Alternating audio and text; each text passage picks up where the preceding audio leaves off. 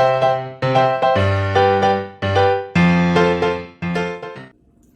everyone, I'm Weis Dietitian Taylor, and today's kitchen tip is how to make a grain bowl. So the grain bowl formula is starting off with a base of whole grains, and then adding some veggies, adding some protein, and then adding some flavor.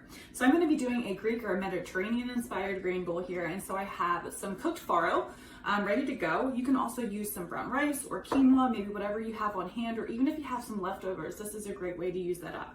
So do that for my vegetable. I'm going to add some roasted cauliflower and some roasted grape tomatoes. Now, of course, you can always tweak these ingredients based on the kind of the flavor that you're going for. So if you're going for a Mexican kind of flavor, you could do maybe some brown rice and some roasted bell pepper and roasted onions with some pulled chicken or some black beans, and then add some fresh salsa. So for my Greek or Mediterranean style bowl here, my protein is going to be garbanzo beans. And then for my flavor, I'm going to be adding some of this tzatziki sauce here. And then also a little bit of feta cheese. So the possibilities with these grain bowls are endless. You can find a couple links to some different recipes in the video description here. Stay tuned for more kitchen tips, and thanks for watching.